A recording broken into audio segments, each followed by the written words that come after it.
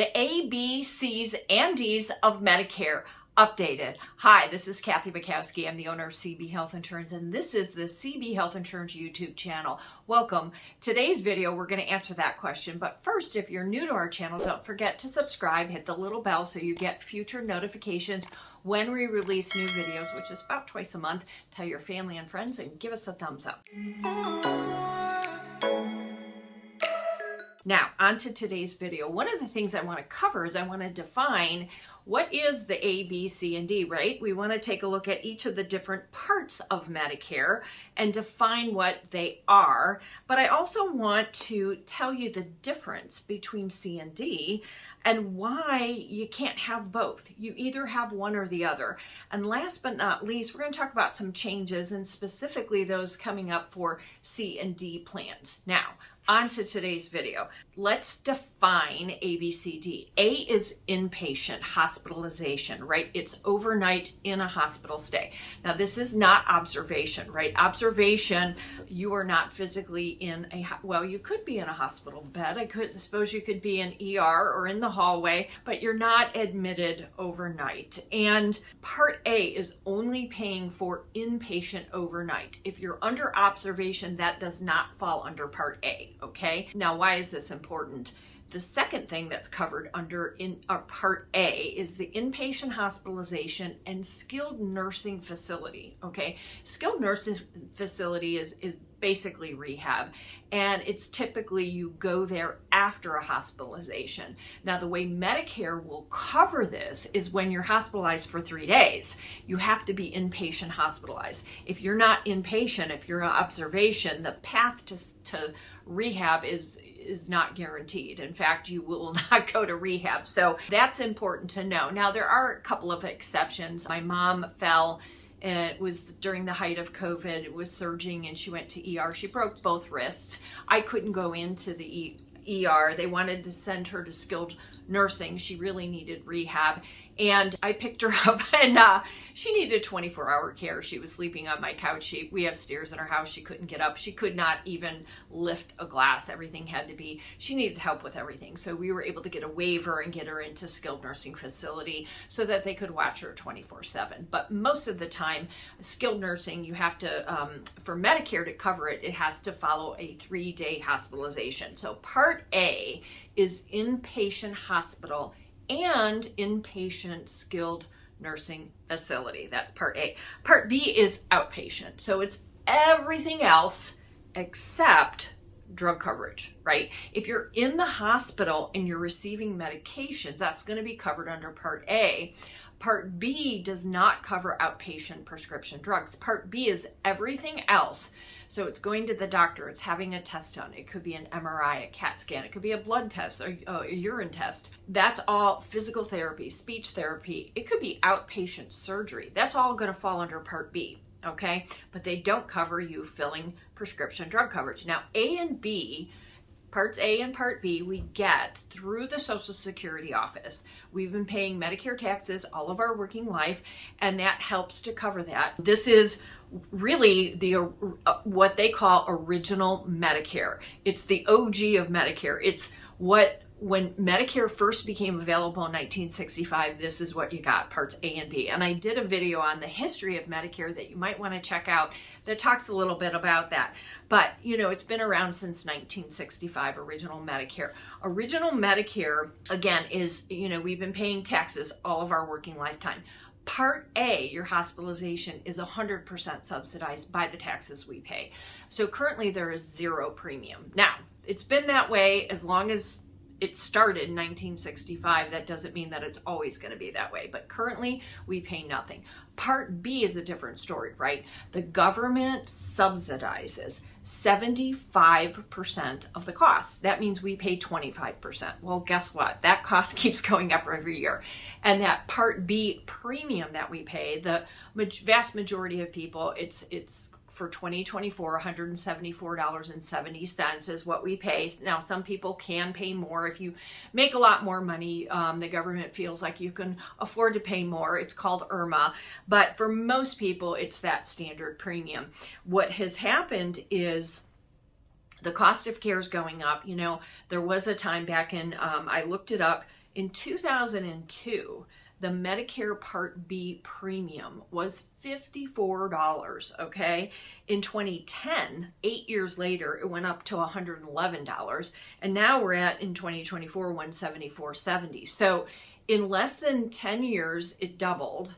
In 22 years, it has more than tripled. Why is this? Well, there are more people turning 65, right? More people on Medicare. People are living longer. They're not necessarily healthier because there's more people with more chronic conditions. And again, I go over some of the statistics in the history of Medicare. So take a look at that. The cost is going up. We know that. But A and B is what you get through Social Security. A is 100% subsidized, B has a premium, right? That's original Medicare. Now, let's talk about C and D. C and D are both Medicare programs. They are both provided by private insurance companies, Aetna, Blue Cross, Humana, United Healthcare. They get money from the government, and the government gives them this money, and then they provide the benefits. Now, they do have to, CMS governs, and they have certain guidelines, strict guidelines in providing these benefits, but that's how they work. So let's talk about C. C is Medicare Advantage, right? It can either be one of two things. It could be MA or MAPD.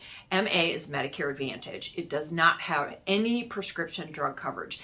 MAPD, Medicare Advantage with prescription drug, thus the acronym MAPD, that is with prescription drug coverage. Now, vast majority of people do not have drug cover. They need MAPD, right? The only people that should be buying an MA plan are those people that get drug coverage, credible drug coverage somewhere else. And that's usually veterans, right? They get their drug coverage through the VA and they can buy an MA. Everybody else really needs to buy an MAPD, Medicare Advantage with prescription drug coverage. Medicare Advantage plans, and we'll just assume MAPD here, because that's the majority of them, must give the same benefits as A and B and D, right?